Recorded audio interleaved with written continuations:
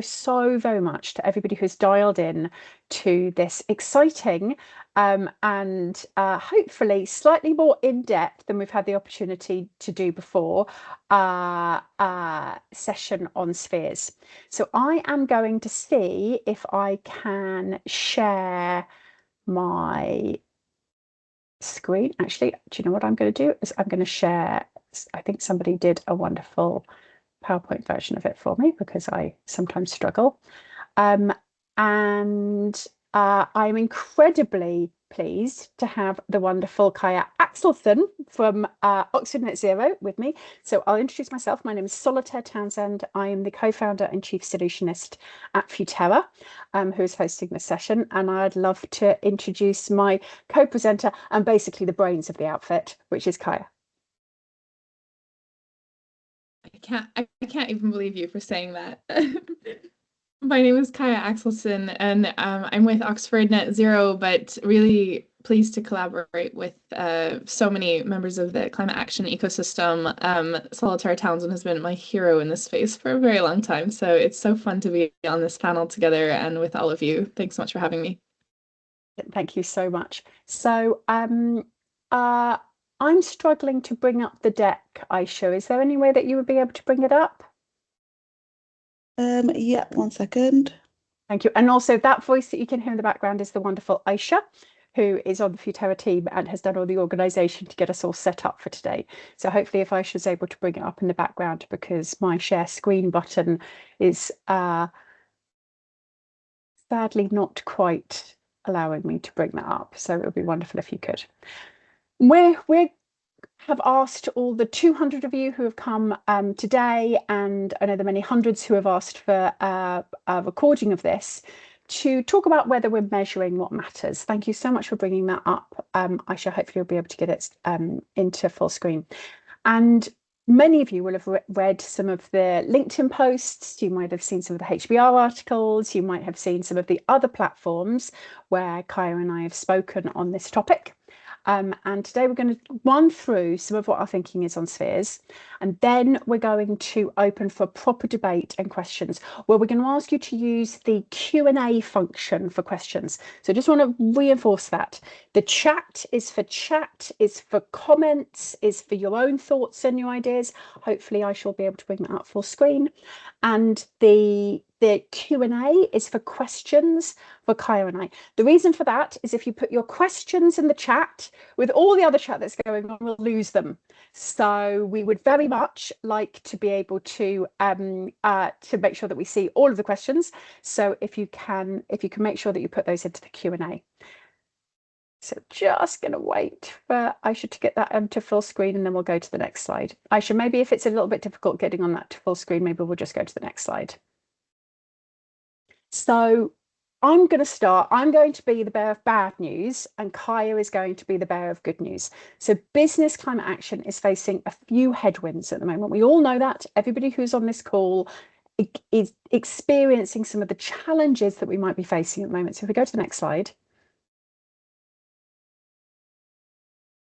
So ESG, we know, has been facing some backlash. Now, this is particularly evident in the US, where 83%, more than 8 in 10 experts in North America are saying that they're feeling a backlash against some of this.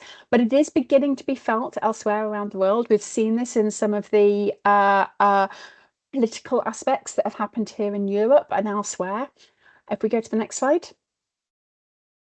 And in response to that, and also to some of the upcoming greenwash rules, we've also seen a rise of greenwashing. According to some of the surveys, 70% of companies are not being as front-footed or as active in communicating and promoting what they're doing on climate in response to some of this backlash. If we go to the next slide. And we've got a shift to regulatory minimums. Now, I am a huge fan of transparency, so I don't want to hear too much kicking of some of the fantastic standards, not least because although we might be in an era of green hushing where perhaps companies aren't marketing on sustainability as much as they have, we have more information on sustainability and what corporates are doing than we have ever before.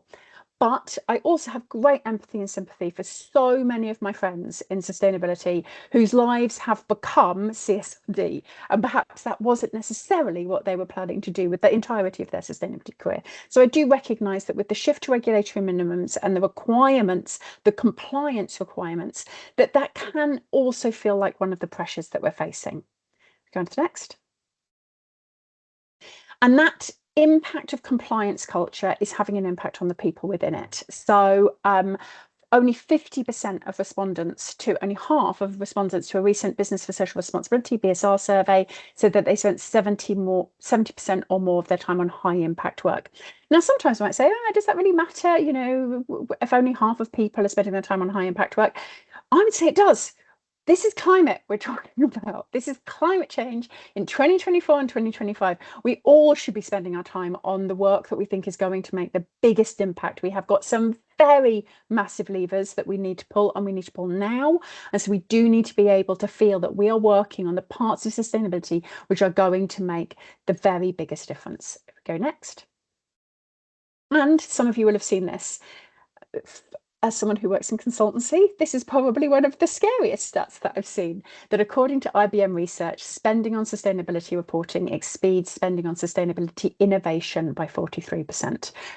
For a start, I think you should be spending like X 100 on sustainability innovation, X 1,000 on sustainability innovation compared to reporting, because the amount of capital expenditure that we know is required in order to transform for sustainability is very significant. So this shouldn't even be a comparison, let alone a comparison where sustainability innovation comes off worse.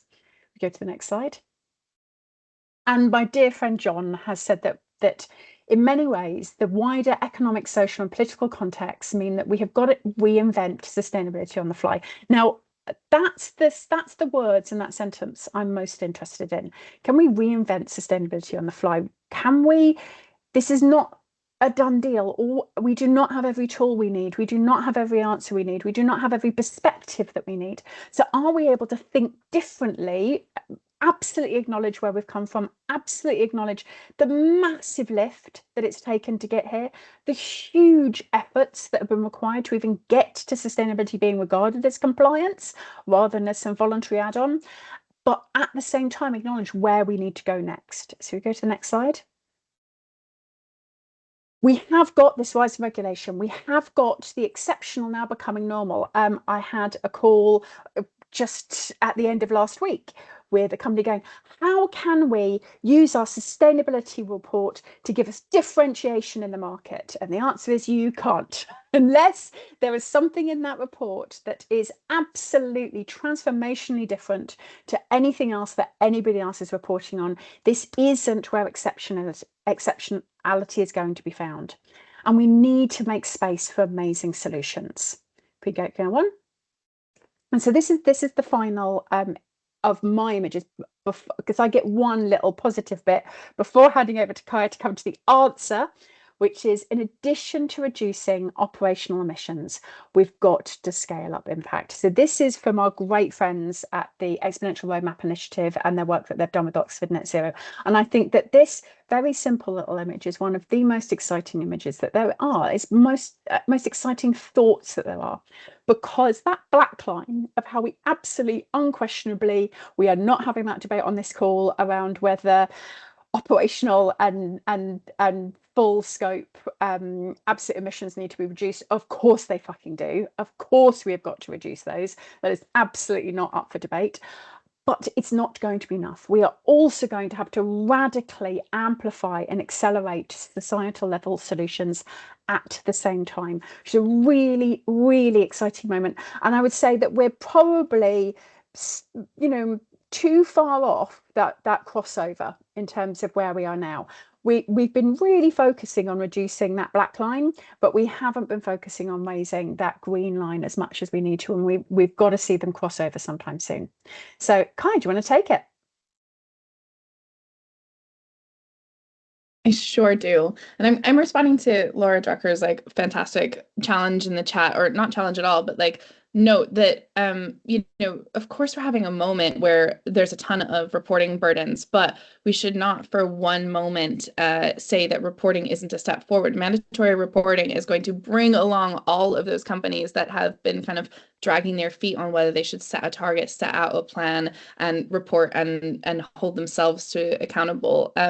What we're saying is that we're worried right now in this shift, in this transition, that the inspiration and the excitement of sustainability might be waning just because it is difficult. And what we want to do is offer a space for impact and innovation and inspiration to bring that back into corporate thinking, and kind of give CSOs a chance to talk about some of the most brilliant and bright work that doesn't get captured by current individualistic approaches to reporting.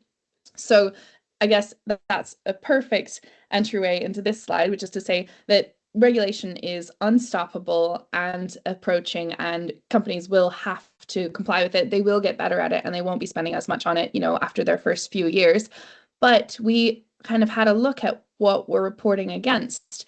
And we have noticed that some of the most transformative examples of business action that Soli and me through my research and Soli through her years of strategy work with companies like to herald, is not always being captured by sustainability reports. And you've got examples that are maybe not so good actors, like Elon Musk complaining that his ESG scores are low, for example, because he sells electric vehicles and that impact isn't captured in ESG scores. He's half wrong and half right? Like, he hasn't cleaned up his house at all. He hasn't set meaningful net zero targets, and he hasn't worked to ensure that the sustainability, social and environmental, in his own operations is decent. And at the same time, we absolutely should be capturing that impact and incentivizing more companies to compete with Elon Musk to scale out electric vehicles that are cheaper, better, faster, stronger. And so I think that what we're really offering here, and what is really not so new, it's just a frame that we bring to it, is a dual track approach, so that we are able to capture both the operational emissions and what we're calling a company's spheres of influence. I'll go to the next slide.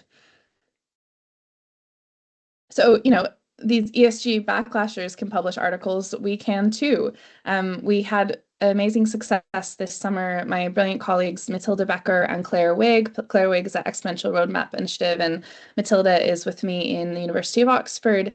We wrote a somewhat nerdy, but I think pretty accessible piece in the Journal of Carbon Management about how our current accounting systems that are based on the principles of attribution accounting are not, in our reporting systems, and then the standards like SBTi and ISO that are built on top of those are not able currently to capture a huge amount of the impact that we think is most important.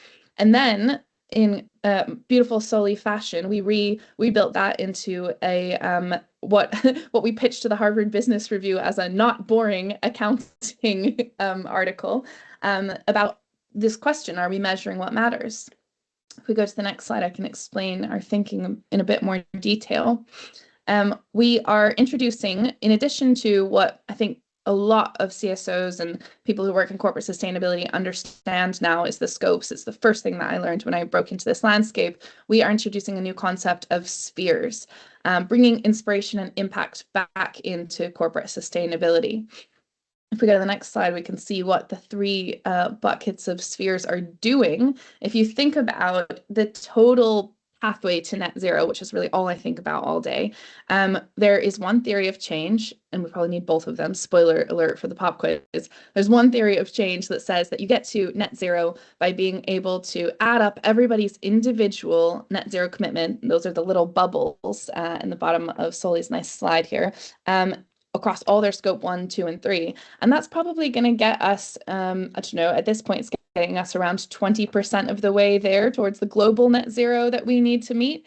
But we are forgetting about a company's impact beyond its value chain. And that is probably going to get us the rest of the way there. So we're really shooting ourselves in the foot by only looking at a company's scope 1, 2, and 3. Next slide, please. So we thought, okay, let's not try to play around with this. Lots of people who have acknowledged this problem, by the way, we're not the first ones. Lots of people who acknowledge this problem have said, we need some kind of scope X or scope 4, or, acknowledging that the exactly the thing that we were explaining earlier, this idea around electric vehicles or the power of products is not being acknowledged in the scopes. People have said, let's have another scope, but actually if you net those two things, you end up in some really wonky places. For example, a natural gas company selling natural gas in a coal region could claim net negative if they include those avoided or enabled reductions in their scope. And so we thought, let's separate the idea completely. Let's call these spheres, because that's true to what they are. We don't really know. It's really hard to estimate through consequential accounting or through intervention accounting what would have happened if we hadn't intervened, right? But this is, as a social scientist, one of the most important things to do. You do need to start thinking, how can I intervene in a complex society with a complex set of variables and build my strategy around my impact as well as my inventory? And so we thought about this, and we had a nice, can we stay on this like quite dense slide? We had an amazing workshop at COP with other corporate sustainability leaders last year, and we said, look, what are the spheres of impact and spheres of influence that companies have that are not being counted right now across scopes 1, 2, and 3? And one of them, of course, is the avoided emissions from the use of products, scaling a company's own climate solutions so that we can replace our heavy emitting products and services. Another is, of course, the portfolio of climate projects that companies fund. Companies are funding all kinds of great things, whether it be the renewable energy transformation in another part of the world, or using demand aggregation coalitions to try to scale green steel. These are oftentimes credits or project funding mechanisms that, because of the way that we account for them, and because, frankly, it's really uncertain to know their impact, cannot go into the scopes. And we wanted to give a place for these to get talked about, because that is an important contribution to global net zero. That's how a company is spending its revenues. Maybe they've put a carbon price on their own internal operations, and they've decided it is more efficient for them to fund a global mitigation project this year, because like the heat pumps that they want will be available next year. So they have a remaining budget. They want to use that towards global net zero. That is something that we're currently not rewarding at all. And I think that is creating quite a bit of the backlash that we're seeing right now to some of the net zero standards. Companies doing good work that cannot be accounted for in this single metric problem we've created ourselves with organizational net zero only. And the final sphere that we like to talk about and think is really important is this idea that companies are political beings, right? As much as we sort of like to think of them as politically neutral, we have enough evidence at this point of negative corporate lobbying, but we also see evidence and evidence in the literature now of a powerful ambition loop kicking off with companies taking a stance with governments and driving up support for climate action around the world. My professor, Sam Bankhauser, has just published a great piece on this called The Ambition Loop, like validating the ambition loop. And they see this across nations. And so companies have this critical role to play, not just in aligning with their trade associations against negative lobbying, but also in driving positive action through the advocacy, trade associations, and partnerships that they have. And right now, we're not capturing any of that in the net zero standards that we have today. This is obviously something I'm working hard to bring into that thinking. But it's a collective action approach to the problem. And that's ultimately how I think we're going to get there, if we don't, in fact, believe that every single company in the world is going to somehow unanimously get to net zero.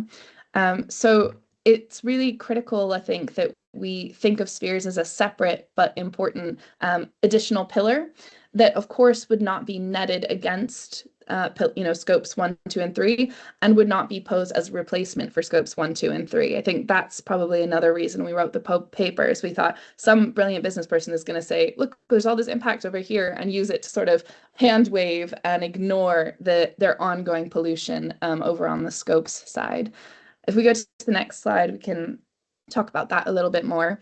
It is harder to measure the spheres, right? I'm a social scientist. I try to measure impact all the time, and it's really, really difficult. But that doesn't stop us from being able to develop a strategy when we know that there's a good chance, a good theory of change behind the impact that we want to make. And one of my favorite misquoted quotes in all of history is this idea that you can't measure what you can't manage. In fact, what Edward Demings, a statistician, said is it is wrong to suppose that if you can't measure it, you can't manage it. A costly myth. And in this case, it could cost us the planet.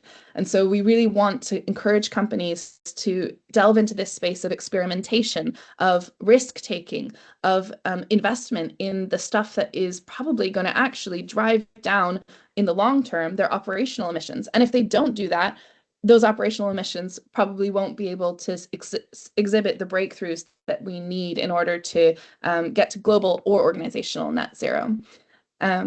Next Hi, I'm slide, just going to please. stop there for a second, just so that everyone can, if you could just flick back just for a second, because I Yeah. have had that you can't measure what you can't manage what you can't measure, you can't manage. I've had that thrown in my face so many times when we're trying to think about climate innovations, when we're thinking about things which might be at the edge, when you're inventing, but things don't fit within important boxes.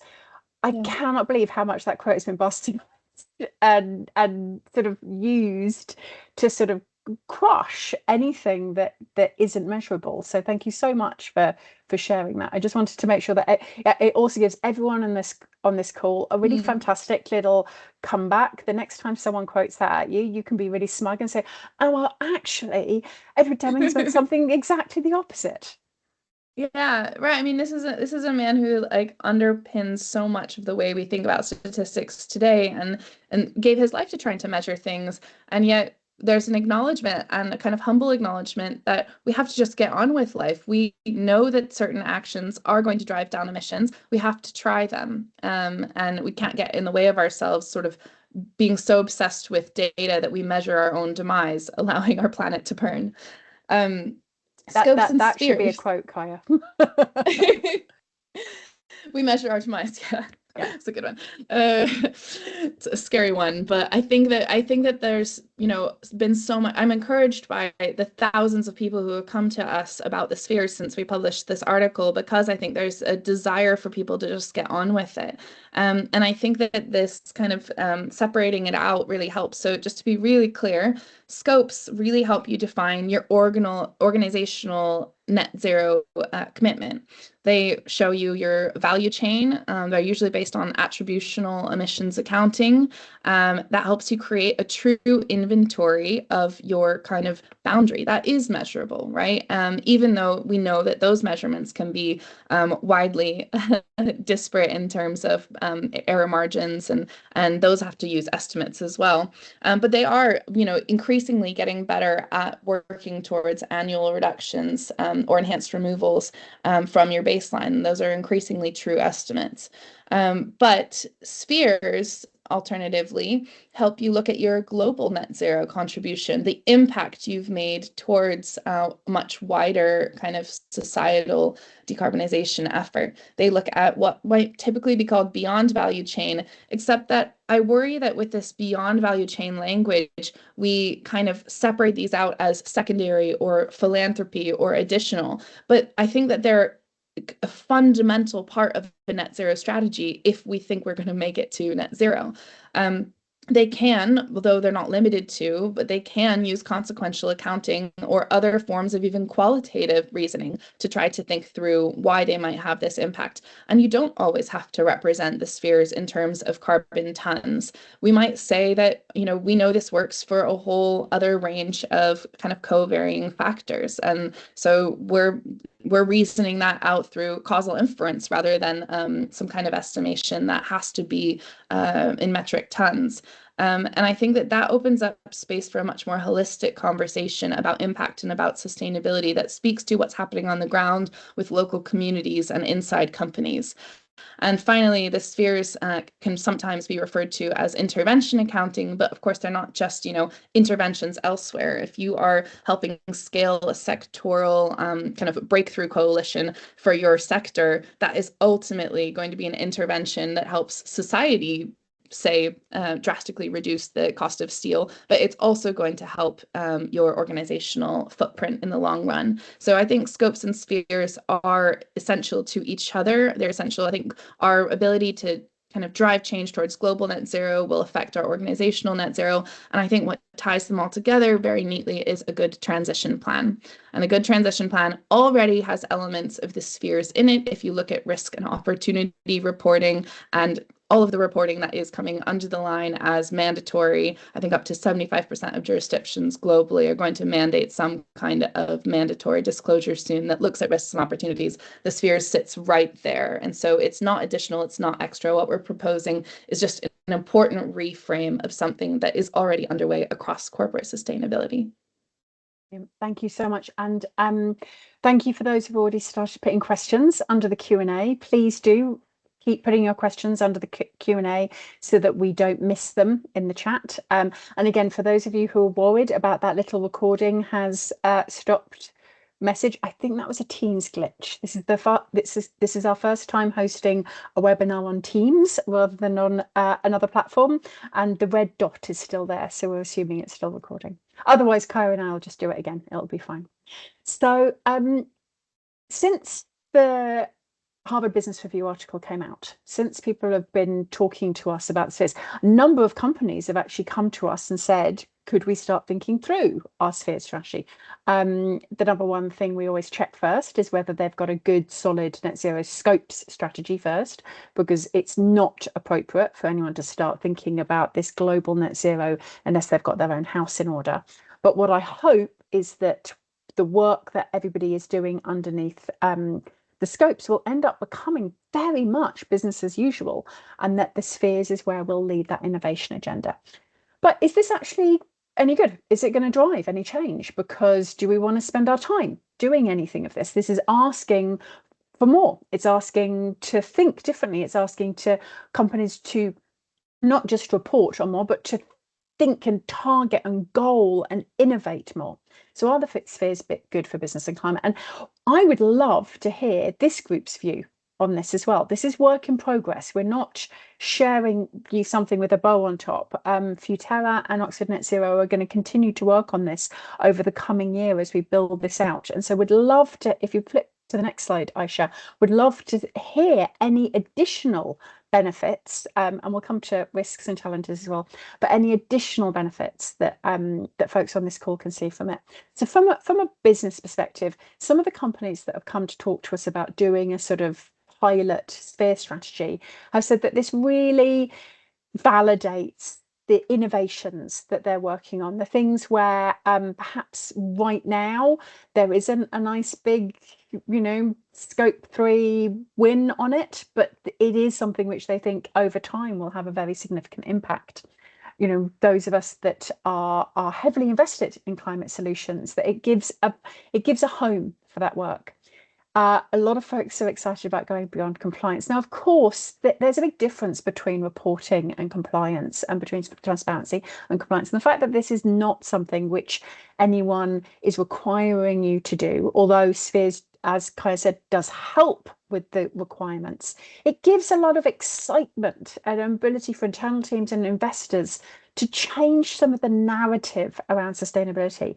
I'm sometimes more worried about the narrative about sustainability, about CSOs getting demoted out of their roles around the sustainability no longer being a board issue, as I am about actually some of our impacts, because we need that business innovation, we need that beyond compliance, we need that sustainability is strategic. Sustainability must be strategic. And then for the business benefits, this can acknowledge investments that have already been made, provide space to report and to gain credit for the work that you've done beyond your value chain. In terms of the climate, as always, the number one priority is to drive more solutions and to incentivize groundbreaking products and services that help transform carbon emissions, help change society, help affect change in policy. We need to raise investment, particularly with some of the changes that are going on within the existing systems. We need to incentivize companies to allocate capital to climate solutions, and we've got to solve some policy blocks. one of the given rules of sustainability is we can't do this alone. That's a sentence that I must have heard at least 1,000 times in my 20-year career in sustainability, 25-year career in sustainability, is we can't do this alone. And that sense that if only this was allowed, if only that wasn't, if only we could remove that block, and to actually give a sense of going, actually, we do need to acknowledge, and I just particularly here want to flag the incredible work that Influence Map is particularly doing around some of that policy environment and how companies can engage with it. And if you've not seen the work of Influence Map, I would really suggest that you do. Yeah, I'm really excited to hear where there might be more. Now, at this point, I'm going to say, usually at this point, I get a question of going, and in fact, we might even have some of the commentary. Is this just about carbon? Is Spheres just about carbon? The answer is, for now, yes, because that's the boundary that we're putting around thinking about Spheres in a way of making sure that we've got tools, we've got ways to incentivize, we've got ways to goal set around it. But the concept, the philosophy behind Spheres, of course, has great resonance, crucially, in nature. It has resonance in waste and plastic. It even has resonance in societal issues. The fact that as a company, you and your supply chain are not an island.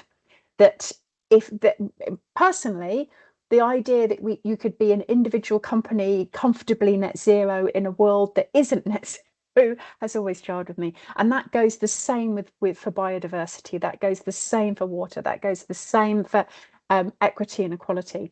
And so whilst we are focusing on Spheres on a carbon basis at the moment, because that gives us some guardrails to work some of this out, personally, I think that this philosophy and this approach should and will be applied to ways of companies thinking beyond their own value chain on a number of different aspects going forward. And perhaps on some of those issues, particularly, again, nature and biodiversity, the Spheres work is even more appropriate because of the particularly the investment requirements and the policy blocks that there are. So just wanted to give a heads up to that. If we go to the next slide. The most important and exciting slide of all, the question slide. So what we'd love to do in the next sort of 45 minutes is answer some questions. You can put them in the Q&A or you can raise your hand. We'd love to have some other voices and faces on this call beyond Kaya and I. So you can put it in the Q&A or you can raise your hand. In honor of the people who've put it in the Q&A, and Hunter, I can see your hand up, but in honor of the people who've put it in the Q&A, I am going to come to a couple of those first because they followed the direction, and then we'll come to those who have put your hand up in order. So and we're not going to get through everything which everybody wants to say and ask over the next hour. So just another piece, which is this not the final one. So Kai, if you can see the questions that have been asked. First one is, and this is one that is very appropriate to Spheres, but actually appropriate to all forms of corporate accounting, is what do you do about subsidiaries and corporate families? So the good example on there is like, what do you do about Innocent? A company like Innocent probably has got a lot of work going on in their Spheres. They have a societal mission. They're trying to change the world. The same for Ben and Jerry's. Enormous amount of advocacy work, lots of work they'll be doing around policy. Is it appropriate to account for a subsidiary, or should we be accounting for the family? Well, I think that the organizational boundary is like sort of a question that is set by your traditional like net zero standard. You say, this is, and I think that there are ongoing discussions about like how to set that boundary, because companies will do lots of really tricky kind of legal work to whatever you set the boundary as. A company will sometimes figure out how to split off pieces of its emissions footprint. And I think the Spheres strategy can help capture some of that by saying in the policy and partnerships sphere, you need to be using your influence and your leverage with those around you. So I'll give the example. I always like to kind of speak from our own responsibility. The University of Oxford, I feel, has a responsibility to with any organization with which it has a partnership, including funding, it has to go through a set of checks. And that is an engagement lever that it uses as part of its kind of political sphere or its policy sphere to drive alignment towards our, university and international definitions of net zero in society.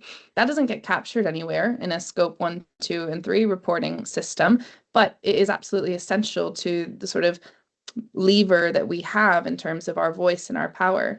And I think that that's where we could close a lot of the kind of loopholes that we see in these broken chains of footprint chains. I'm going to come to you, Kai, for the next one, and then I'll answer the next couple. So, did we just come up with spheres, or have we been speaking to anybody else about them? The Greenhouse Gas Protocol, the WI, WBCSD, B-Lab, somebody, Vance has very helpfully called them the powers that be. I know that last week you were with a lot of the powers that be.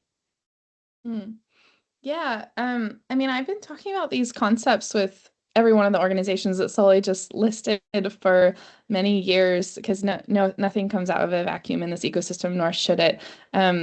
I guess we, in the Spheres paper, we point directly to the WBCSD avoided emissions guidance, which is really good. I was on a committee for that guidance, but it was written by the folks over there, and yeah, with a lot of experts. So that with the reference to SBTI is something that I've been, talking with the team over there about this. I'm on the International Standard Organization Net Zero Standard, and we are working on draft text that specifically acknowledges this. Let's say the other organizations, something I've chatted with We Mean Business about recently. The Greenhouse Gas Protocol has long put, and this is also in the paper, has long called on a dual ledger system so that, Matthew Brander is one of the great greenhouse gas accounting experts out of Edinburgh. He's been looking at kind of the need for a dual ledger and saying, yeah, although consequential accounting projects might not fit that well into the scopes, quite often we need to make decisions based on them as well, because we need to look at the wider impacts of our decisions when we make them inside companies. So yeah, we're very much in the ecosystem and responsible to it, but we would like your help to expand beyond the echo chamber on this, if possible. Definitely. I'm going to ask you to flick back to the spheres image rather than the questions image, because I think everybody knows that we're on questions. I'm just going to take the next couple, and then don't worry, those who have got your hands physically up, I will come to you as well. Are there any best practice examples of sphere mapping footprinting? There are under specifics, of course, there are under avoided emissions, there are under aggregation coalitions, but this is brand new. Futerra has started working with a couple of really exciting organizations around experimenting with spheres and perhaps even producing and publishing some of the first sphere strategy experiments. So those are to come, particularly those kind of companies that have got a pre-existing vision or mission around some societal change, are very appropriate to work with on some of those pilot strategies, or some of those organizations where, whilst they do have a scope 1, scope 2 and scope 3 footprint, which absolutely must be managed down in an absolute way, perhaps they have got an outsized public influence. For example, professional services companies or entertainment companies. We're very interested in working on those as well. And over time, what we'll do is we'll start publishing some of those and making sure that there is tools and tracks for everybody to be able, in different industries, to cover. So not yet, but Pauline, it's coming. Can you give some examples about the sort of innovative solutions that would address a company's sphere of influence? I think we've got a few under those bullet points. Kai, is there anything that you'd like to add in terms of under A, B, or C, anything else that we might expect to see coming under any of those? I mean, we could just sort of tell a story better of A, B, and C, right? So A would be like a company's like making wind turbines, but doesn't get any credit for the emissions it's replaced in society because it's really difficult to estimate the additionality of that, right? A company has totaled the total amount of their remaining emissions and invested in the highest quality carbon credits, or just immediately funded frontline communities to fight deforestation at the source. That's really hard to quantify. And it's really hard to say, what would have happened. But we know that we need to fight deforestation to get to net zero. So that would be sphere B. Or a company has really stuck their neck out and spent hours and hours of capacity engaging with the EU on an important regulation that's going to help bring the rest of its sector in line with its own net zero strategy. Right now, that's not captured anywhere, any of that impact. And we really want to highlight and lift up those stories. And we're also collecting them if you have any. Yes, very, very excited to hear more of the stories. So, John, absolutely acknowledging what you're saying in your question around the focus on decarbonisation. I did speak to that earlier. It's something which comes up again and again and again, which is yes, we are to make sure that we've got guardrails around this and we do it comprehensively. But I would really like to see this concept spread beyond. And as I said, I think it's particularly appropriate for work on nature, honestly and truly. I would love to see more of this kind of thinking around nature rather than everybody sort of very focused upon their own little scope area. Monty's got a really good point. So Monty, I'm very, very, very much agree with what you put there, which is if we're spending 43% more on compliance and innovation, then why are you suggesting a new reporting framework? I'm sure Kyle will have a view on this. I'm just going to add and say we're a long way off reporting on any of this. That's way, way, way, way, way down the line. What we're trying to do here is provide a framework to fundamentally shift some of the debate, some of the energy, some of the perspective, bring in more organisations, particularly within organisations, bring in some of the departments who bluntly don't get enough pressure, focus or enthusiasm, such as product R&D, such as public affairs teams, some of the most influential parts of companies that could be radically helping to change global net zero and bring down global decarbonisation.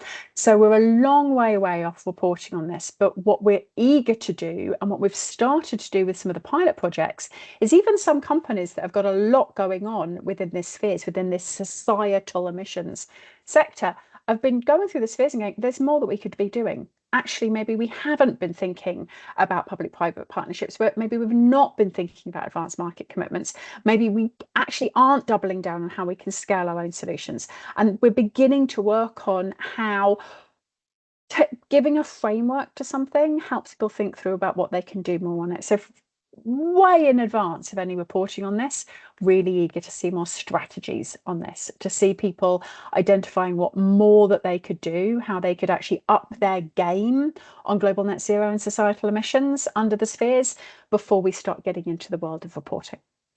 There Yeah, are more. Oh, please, Kai, take that forward. Can we, that's just such an important one because when I sent our original paper around to smart people, this was their first thing, like, oh, they're already drowning in reporting. And I really think this is a lens through which you can make your reporting stronger. The existing reporting that you're doing, you can make it more transformative and more strategic for your company and leverage that reporting to actually drive action. So a good example I'll give is, let's say you're reporting on one of these new kind of mandatory transition plans that are going to be a reporting requirement.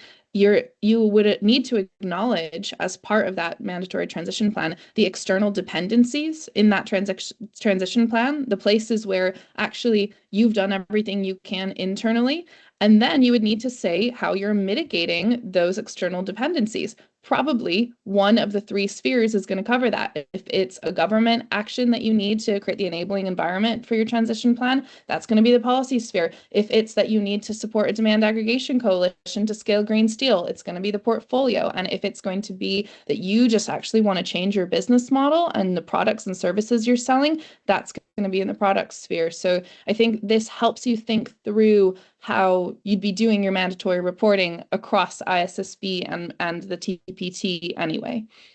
Brilliant. I'm going to come to Hunter next. I just really want to acknowledge Nick's point about going, yeah, there's some companies that have been really focusing on their spheres in a different way, such as the fossil fuel companies, who are extremely aware of their need to have societal influence and to affect societal change. And so what can we learn from how successful they've been at doing that in terms of this? I'm just going to say, I think it would be completely inappropriate for a fossil fuels company to do a sphere strategy. They are far, far, far, far. As I said, it's only appropriate for companies that have got their scope 1, scope 2, and scope 3 under control to start thinking about spheres. And fossil fuels do not have that. And feel free to quote me. So Hunter, you've been patiently waiting with your hand up. And Hunter, if you'd like to take yourself off mute, if you're struggling to take yourself off mute, Aisha, could we help Hunter go off mute? And we'd love to see your face if you'd be prepared to put yourself on camera. happy to put my face on camera if your tech will enable the camera, which at the moment is not enabled. Hi, I'm okay. Now it is, I think. It should Hi, be. Hunter Lovins from Now Partners in Colorado. Big hug, Solly. Excellent work, ladies. This is very important. I do think this is a serious contribution to the framework of how we all go about this stuff. I would suggest that you think about having at least two sets of companies. There are the Patagonias, the interfaces under Ray Anderson, where the CEO and the board and everybody engaged has said, we are doing this because it's the right thing to do. And there ought to be a category for that, where they're all in, they're committed. And then there are the companies for whom the concept of what we call regenerative value creation, this is just better business. Yeah. And in many ways, that's the answer to the pushback to the green hushing. We have an approach we call the integrated bottom line. There are 13 reasons why it's just better business. Everything from if you're not burning the fossil fuel in the first place, you lower your costs, to if you are a company with an authentic commitment to this, you attract and retain the best talent. A conservative economist intelligence unit showed that the best way to get an engaged workforce is to enable them to implement more sustainable practices as part of their day job. Gallup showed that an engaged workforce gives you 24% higher productivity, 21% higher profitability. This isn't about polar bears. It's simply about business. And so having a category for people who are doing this, using these spheres, great term, because it's better business, but helping them to understand it's also the right thing to do. Yeah. And having a way that they can move up the stair step to being recognized in the iconic category of Yvon Chouinard, that I think would be a useful add. So thanks very much for all you're doing. Let me know how I can help. Oh, Hunter, already have. So, number one, massive honor to have you on here. Thank you so much for coming and joining. It's great to see you, as always. Lots to unpick there and to reflect on. But immediately I start thinking about the fact that recently we seem to have lost that it's just better business part of the narrative within the wider narrative. And that you've got to do it because it's compliance has become, for inside a lot of companies, their reason to do anything on this. You've got to do it because it's compliance, you've got to do it with the compliance. And that misses out so much of what drives business to act on anything, and it misses out huge proportions of people inside business who are not compliance driven types in individuals. I often think about it in terms of managerial and entrepreneurial sustainability, and we desperately need both. We need that managerial sustainability, which is actually going to cross the T's and dot the I's and make sure that we are measuring this in the way that we need to, that we are target setting, that we are actually managing our scopes. But without that entrepreneurial energy of kind of going, what can we do? Let's do this. I don't know if it's going to work, but let's pull it off. Without that kind of energy, which again has been one of the benefits of business within society, has been entrepreneurial energy. We're really missing 50% of the sustainability argument. So Hunter, thank you so much for bringing that back in, because I think that the spheres give us an opportunity to re-enter that there's a lot of business case under these three spheres, and there's a lot of opportunity under these, which perhaps might be something that's missing from the narrative in some places. So as always, Hunter has managed to absolutely nail it in terms of the bit that we should be focused on, and which I didn't have earlier in my presentation. Hold on, Sully, and one quick last thought. Please. Elon, when he first started entrepreneuring, was all about this, it's the right thing to do. He didn't get the credit for that, and he has explicitly said he's gone over to the dark side because the people who care about the environment just didn't give him any credit for it. I don't think that's entirely true, but what if we thanked people who did even a little bit of the right thing. Yeah. That's certainly how you train horses. I think the fragile ego of Elon Musk is something which perhaps we should have seen coming. The fact that someone would go so far the other way for not being thanked is also quite terrified. But underneath all of that, the fact that we don't acknowledge or see the going beyond that people do, I think is really core to some of this, and particularly under some of the products. There's a great deal of money that it takes getting to a climate innovation, and a great deal of risk that it takes getting to a climate innovation or solution, none of which is currently captured. Kaya, I know that you're probably busting to say something on that. Oh, no, I mean, I'm just looking over at Hunter's books on my shelf and saying it's so nice to meet you. And also thank you for the, years of work you've done writing the business case on sustainability. We're hoping that as companies develop sphere strategies, they can see the incredible business model innovation in front of them and just get excited, because business people go into business because they like creative ideas that are going to help society be better and serve people better. And if we can show them that that's what sustainability is all about, instead of just a curve down and doing less, we want them to do more, better, smarter. Patagonia being such an amazing example, they're making people feel better about the clothes they wear. They're making people feel closer to the nature that they live in. And that's kind of the way that we use business for good, and why I love being in community with people like you all. So thanks for being on the call and supporting this work. And I also see that we have the wonderful Laura on the call as well, who's also, but Laura, I'm going to hold you as an extra treat for the people on the call for a minute, whilst we go through a few more of these questions that have been asked, because I just want to really honour the folks who have asked questions, and I've lost where I am, and we've had so many. So we've had a question about how do you incentivize companies on these spheres? Like, are they going to get any credits for taking action? Can we hold them accountable on this? And I think that Chloe, that's a really great question. It's probably one that we're quite far off being able to answer in terms of where this goes. First of all, we just need to see whether anyone's going to pick it up and run with it, whether people think this is a good idea and want to make it happen. But if people do think it's a good idea and it's something that we should be making happen, I think that there are ways where we can build in both carrot and stick around the spheres, as Hunter just very clearly put out. Maybe quite a lot of carrot would be great to have here for this to be an incentive and opportunity agenda, but perhaps also some accountability as well. Kai, is anything you wanted to add to that? Yeah, I think it ties to Antonio's comment in the chat around kind of green claims and accountability and all that. And I think that right now, like, our focus is developing really high integrity sphere strategies with companies that also have good scope strategies, so that we understand what we're talking about as a both and, as two pillars of a net zero strategy that are fundamental to each other and that don't get netted and confused, and then avoid the kind of classical traps of greenwashing that kind of, as we've talked about, kind of holds our movement back. But I also wanted to acknowledge specifically this question around the Green Claims Directive. This green hushing comes from a crackdown in claims that have been seen to not be credible because they confuse consumers.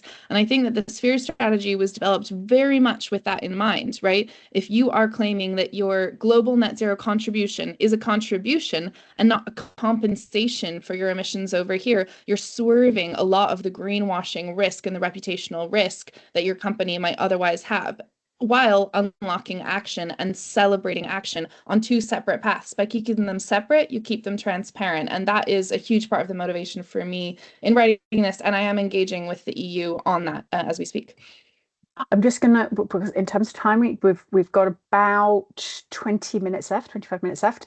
Laura, we will come to you. I'm just going to go through a couple more. So Devang's asked a really important question. And again, Devang, this is something which perhaps we should have made part of our early pitch. I think this is the second time that Kaya and I have presented this at all.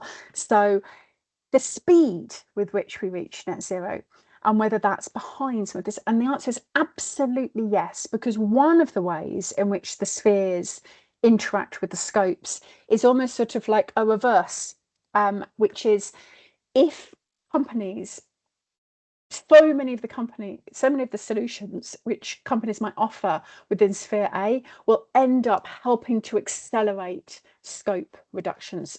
So many of the advanced market commitments in Sphere B will help over time everybody reach their scope 2. So many of the policies and the policy advocacy that would happen under Sphere C will enable all of the scopes to be reduced. So in many ways, that although we never want them to be offset against each other, there is a real virtuous circle here. Maybe what we've always needed on this vehicle is 2 wheels.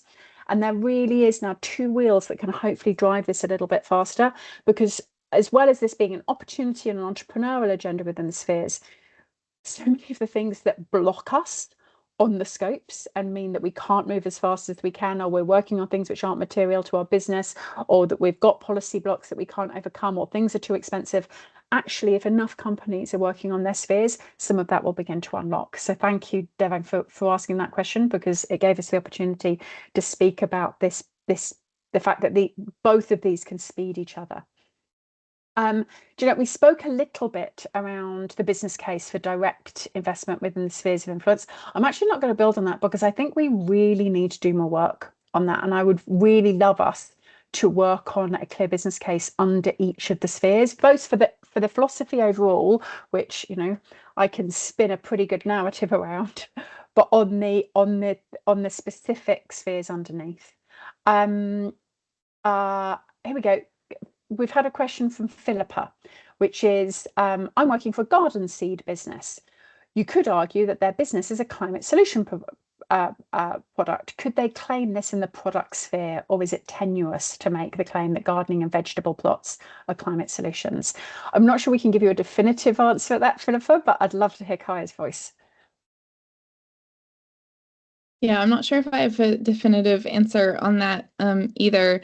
But I do want to answer Laura's question in the chat about, like, companies are already struggling to sort of take a double materiality approach and to think about, you know, sustainability across the whole company. How can we use this to give leadership their needed aha moment to kind of get sustainability across the company as the main agenda item? And I think it's by giving examples of companies that, for example, in Sphere A, do business model innovation that gives them a competitive advantage. I like the example of Starbucks. Starbucks will soon, across the US at least, be the new gas station, because it has implemented electric vehicle charging across every place on the highway where you want to stop for a Starbucks. Well, that's about the same distance as you want to stop for gas. I would arguably, coming from Seattle, want to stop for coffee more often than I would want to stop for gas. So Starbucks is about to replace gas stops, and that is just one example of the thousands that we hope to see on ways that the Sphere strategy can help you demonstrate to your corporate leadership that this is how you compete in a net zero future, and whether or not you do it as a company, other people will be doing it and gaining that competitive advantage. Brilliant. At which point I would love to bring in another incredible woman speaking on this subject, which is Laura. You've had your hand up for a while. Please, I think I've made it possible for you to turn your camera on as well. You'd need to unmute yourself, Laura. Wonderful. Thank you both so much for having me and for this wonderful presentation and all the work you're doing. It's really kind of riffing a little bit off of what I said in the chat here, but you know, companies who aren't doing enough, you can look at the data on the spend on reporting versus innovation and draw one conclusion, which is that reporting and disclosure regulations are reaching ridiculous levels. The other conclusion, of course, which I think is the more correct conclusion, is that we're just not putting enough funding and resources into action from day one. And we're asking CSOs and their teams to do everything. Like, we wouldn't ask the CFO and the comptroller to do everything for the business, but yet we're asking the sustainability team, which is always smaller, to do all of the things. So we just need more resources, full stop, going into this space, right? And so I think the spheres could really be a concept to break through that reality, and identifying the business cases is one really great way to do that. So I love that that's future work. I think that's going to be extremely important. But I do think we're going to run up against these CSOs will present this idea to their leadership, and their leadership will say, oh my God, this is amazing. It sounds great. Let's do this and drop our SBT, right? Let's do this and drop everything else. And so, and like we talked about Tesla, right? They don't do scope 1, 2, and 3. Their ESG scores are low in no small part because they have horrific human rights and governance issues. So it's not only environmental.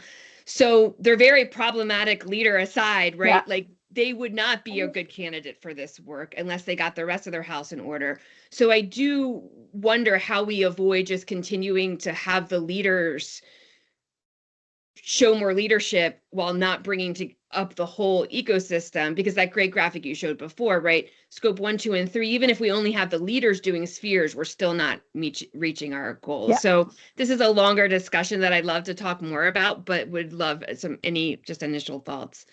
I'll jump in first to say you basically put your finger on the biggest anxiety that we have at putting this out into the field, which is it is exciting and it does regenerate some of the opportunity agenda within sustainability. And bluntly, it fits a lot of business speak in a way that perhaps some of the scopes can be challenged with. It's also something that could be abused, as everything could be, and trying to work out a way to absolutely protect against that is very hard to do, because once you've published it, anyone could go out and play with it and do it. So the way in which we're hoping that can be leveraged against is stuff such as this, where we've got an incredible community of hundreds of people working in sustainability on here who understand the purpose of spheres and what is appropriate and what isn't. That it would be inappropriate to see a spheres strategy coming from a company that did not have a decent net zero strategy, and that essentially that anybody who might choose to do that knows that there's a lot of people watching, and that there will be consequences from the community for anyone who does that, because we've been very clear about what's appropriate up front. So I think a certain amount of self-regulation and reputational threat can help protect that from happening. What we also, of course, need to do is quite swiftly move into putting some structure underneath this, putting some actual goals, some guidance, some examples of what's possible and what isn't possible, making sure that some of the first companies who come forward with sphere strategies are the companies that we would want to come forward with sphere strategies, and make sure that there's way for folks to onboard themselves over time in a way that absolutely fits within the philosophy of it. So that would be my one answer, which is actually help us, please, as a community of sustainability commentators, take part of the responsibility for ensuring that this exciting idea doesn't get bastardized. I will quite happily carry a sign about you don't get spheres outside of any fossil fuel company.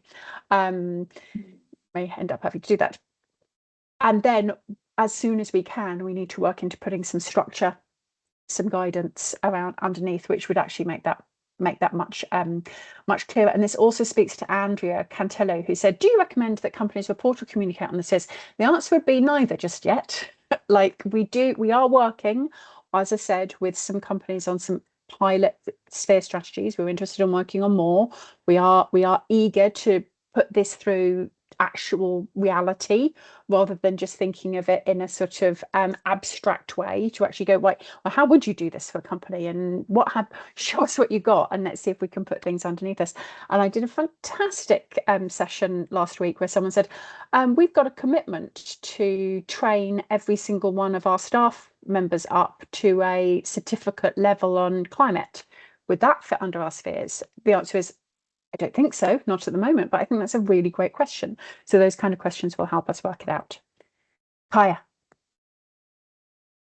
Yeah, I think I'll say that the best way to get out in front of potential like greenwashing, or the kind of risk that Laura has outlined, is to have a really strong base of high integrity companies leading the way and saying, this is how we're doing it. We're not netting them. That's why we call them spheres, and they're separate from scopes. And it's a yes and complementary strategy. I think as soon as you have those strong leading voices who are, the first ones who'd begin working with developing these in a safe sort of sandbox of experimentation, and testing them with their corporate leaders who, I did test this. I tested this with a friend who's a really keen businessman, and he said, "Oh, so could I net that?" And I said, "Nope, but amazing that was your first question." That really shows that that's how everyone else is going to do this. But I think the even bigger risk is that we don't put this out. The even bigger risk is that we don't drive action. And I think that even if a couple of companies try to use spheres to hide their scopes, but they're actually still taking really good action on spheres, yes, that would be unideal from a claims perspective. That could confuse customers. But at least we gave them a space to act where they couldn't operate on their scopes. And I do think that there are companies who are meeting roadblocks on their scopes. They need to go out into the spheres so they can go back to their scopes. So we're widening the space for action. In any negotiation, you need to widen the space for operable action, right? And for operating agreement. And I think that by giving CSOs a sort of new stream to run with that could have huge impact, we are widening the scope for sustainability action and inspiration. And I think that if we stick together on this, and kind of own it as a concept, we can throw it out into the world with a lot more guidance. And I work on standards like all day long, so you can trust me that I'll be making sure this no netting principle gets into the standards. Yeah. I was just answering the point about the carbon handprint and carbon shadow, which is a very useful comparison, but I would need to actually go back to my posts which I made on the concept of carbon shadow some time ago, Rochelle. But I think thank you for that. We will absolutely take that forward as a thought. But from Joshua, does the product sphere including scaling supplier products that avoid emissions? So that would be typically, that's a really good question, because some of that could fall into your scope 3 and some of that would fall into your spheres. We're going to have to think that one through, because like your scope 3, you would do supplier engagement, and then that would reduce the overall intensity of the products. And then that would reduce the overall intensity of your scope 3. But there might be emissions reductions in society that those suppliers could capture by saying, look, we sold a bunch of customers the lowest carbon option or something that helped them reduce their own emissions in their household.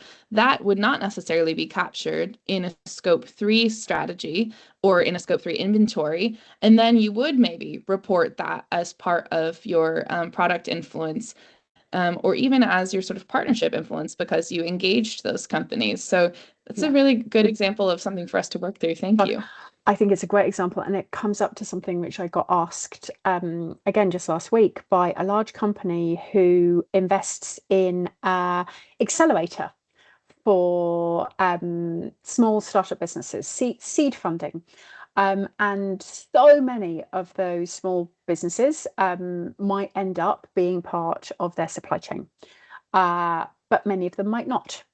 Many of them might come up with innovations which are absolutely brilliant for society, but don't quite meet the criteria of one of the companies. In fact, there's things like the Accelerator 100. There's many of these, and it's a great question of going, we put millions into some of these carbon solutions accelerators. Would that go under our spheres? And I thought that was another good example to go away and reflect of going, would that sit under sphere B, the portfolio investment? Because that's the sort of thing which we really want to encourage more of. Totally.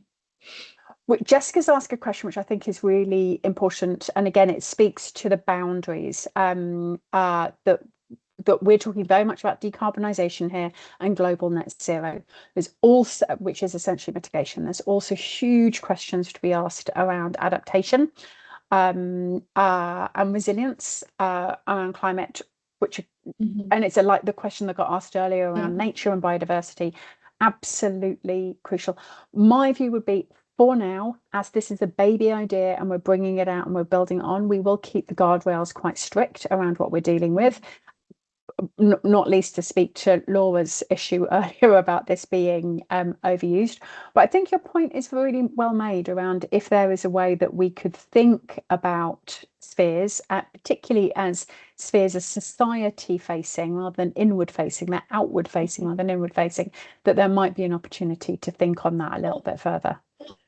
Solly, I think I would add to that like one of the motivations for thinking about spheres is like it doesn't have to just be reported in terms of carbon tons. Like you should be reporting on the kind of climate outcomes across these spheres, but you can also like, because it's not like a ton for ton compensation model where your credits have to like offset your, inventory, then there's co-benefits that can tell more of the picture. And I think that on its own drives support for mitigation outcomes that have these other adaptation and nature and sustainable development co-benefits. And I think even just by shifting the metric off to a single obsession with carbon tons, we open that space for intersectional sustainability. Absolutely agreed. Just we're in the final 15 minutes. We're going to keep answering some of these questions. It's absolutely brilliant. Aisha, I'd really love it if you would allow anyone to turn their camera on, because for the final 10 minutes, we're going to gather as a community. So if it would be possible for folks, if they choose to turn their camera on, if you would enable that, if there was, and again, I know Aisha's working in Teams, which is not our usual platform. So hopefully Aisha can take 5 minutes and work out how to turn everybody's camera on if they choose to. We've had a question which speaks a little bit kind of to what you said earlier around climate transition plans, CTAPs. Can the sphere model be fitted into the requirements of CSRD or the Green Claims Directive or anything else? So just perhaps you could repeat what you were saying about which parts of the existing infrastructure do you see this aligning with? Yeah, so I think that the thinking in terms of how you can leverage your spheres of influence is a perfect way to attack your risks and opportunity framework that you have to fill out. Okay, I have a major risk, which is that I might not meet my transition plan target, and I also have a major risk in that my supply chain might break down because of climate change. Okay, how can I develop products? How can I invest in a portfolio of solutions? And how can I engage policymakers to mitigate those risks? I think that if you went back to your kind of risk and opportunity reporting that you probably are already doing for investors, you'd find that you have already answered in accordance with a bunch of spheres of influence. You've already leveraged this thinking. And then I think this allows you and your sustainability team to really bring that out and highlight that work and championing it in a kind of sustainability strategy. As I said, we've done a report, my sustainable finance team at the University of Oxford did a report that identified all of the dozens of external dependencies in transition plans.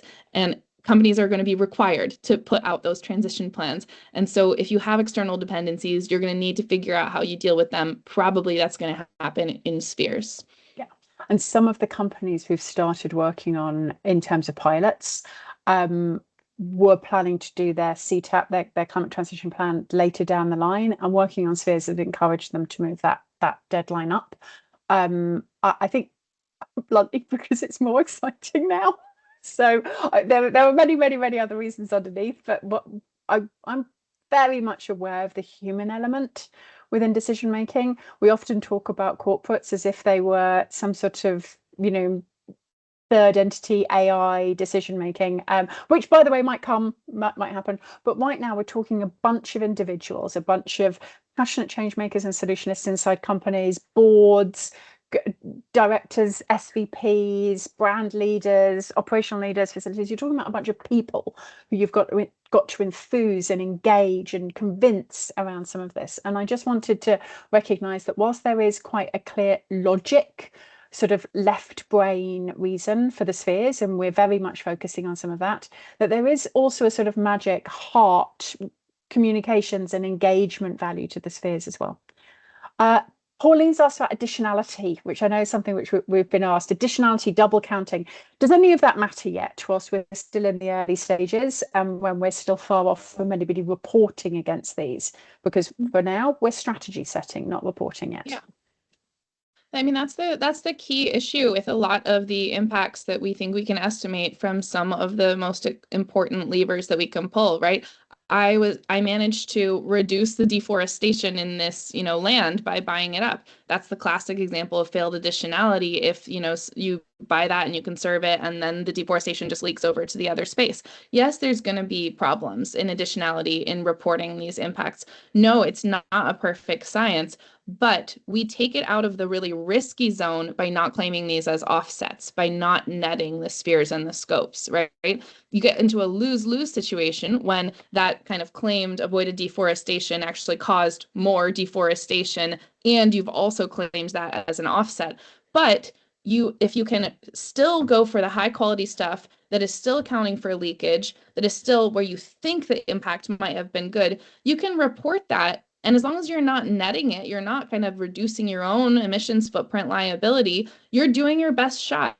And I think it is actually really important from a psychological perspective that we give companies back a space to play, a space to experiment, and a space to try and see if they can improve their impact through iteration and adaptive governance. If we don't do that, if we jump on them every time they try something, then we will be in the kind of situation where we get more and more Elon Musk types pulling away from us, and not, people far better than him will pull away. Yeah. And so Yeah. I think a part of the sphere strategy is to say, look, be cautious in the way you report your spheres. Say, we think that by doing this, we may have been able to do this, right? And that's part of the guidance we want to develop, is how to be modest but transformative in your thinking. And I think that's a cultural shift that we have to create to avoid this liability culture that we've created.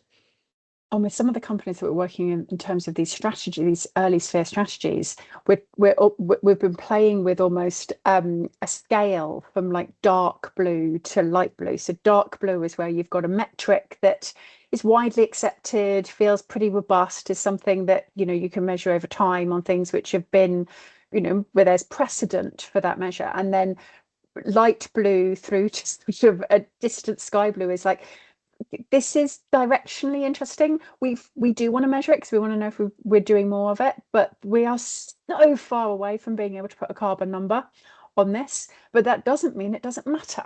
And in fact, probably when we look back in 50 years to what made change, maybe this is one of the things which would matter the most.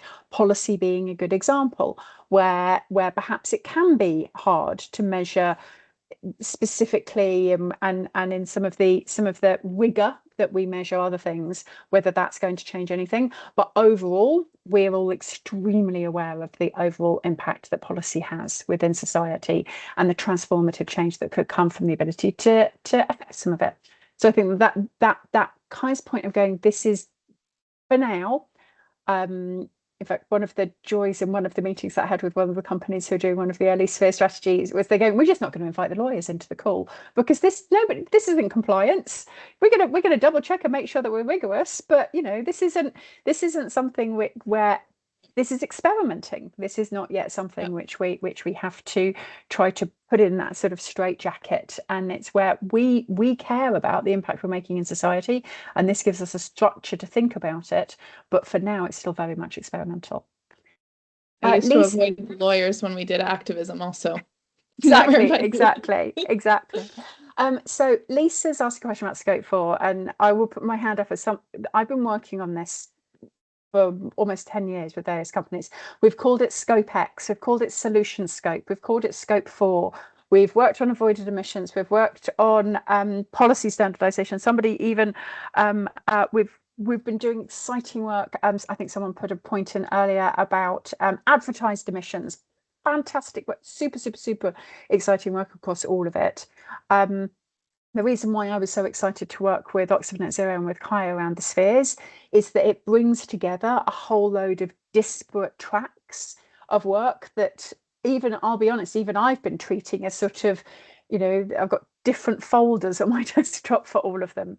And actually stepping back and looking at an organization and going, no, there's a way to bring this together under a single framework. And to be able to catalogue some of it, which crucially means we can take a look and seeing whether there's anything more we should be doing, is very smart. But Kaya, is there anything that you wanted to add in terms of the alignment to Scope 4? Yeah, I'll say it again and again. Like, we did not invent this, but it is important that we don't call it a scope. And when we came to you solely as the genius communications mind that you are, and said we need another word for this, and we're spitballing and we're talking, what is it that brings all of this impact together? And we were talking about influence, and you said it's their sphere of influence, right? It's their ability to make a change in the world. We don't think of companies as apolitical entities. We know their power. I'm a political scientist. There's an ongoing conversation about the limited autonomy of governments in relation to corporations. We know that this is something totally different and separate to physical greenhouse gas emissions. It is so much bigger, so much more manageable, or so much more unmanageable, so much more magical, and so much more scary, and that makes it worth working on in my experience. Thank you so much, Carl. Aisha, could you take us off presentation mode so that we could see everybody? We'll just close out the meeting. And maybe you could perhaps even exit spotlight of me and Kaya. Maybe Kaya and I can do that ourselves on our pictures. We can exit our spotlight so that we will no longer be highlighted for everybody. And then we can see everybody, which would be really great. If you just want to put your camera on for the last minute, I just want to thank so many people for coming and joining this, and all the other people who have signed up. I think that might be the first time I've ever done a webinar where we got through every single question that someone posted. Like, that's why you need 1.5 hour webinars rather than 30-minute webinars. So I'm sure that lots more questions and comments will arise. So I know that our team are going to put some contact details. That was actually the last slide of the deck, but I didn't get to. But if our team could put the contact details in the chat. If there are any companies who are toying with the idea of working on a sphere strategy, perhaps even one that you wouldn't think about publishing, but you just want to have a play with it, please do let us know. It's something which we're excited to work with you on. And there's also going to be some collaborations that we're going to build around this and pull some companies together to work through and learn from each other as they develop some of this work. I have been working in sustainability for a very long time, my entire adult life. This is technically my 30th year. And I just basically, I use a very, very, very simple way to decide what I work on sustainability nowadays, which is it exciting or boring? That's my definition. And one of the reasons why I love this work on spheres is it gets my fire burning. It makes me excited about what might be possible. It makes me feel inventive, and that there might be the opportunity to do more than we're currently doing, because we know that even if every single company that is currently signed up to net zero reaches their targets, we're still fucked. And so we absolutely need to be able to find ways to go beyond, to be inventive, and to be entrepreneurial. Kaya, anything you want to share in our last minute?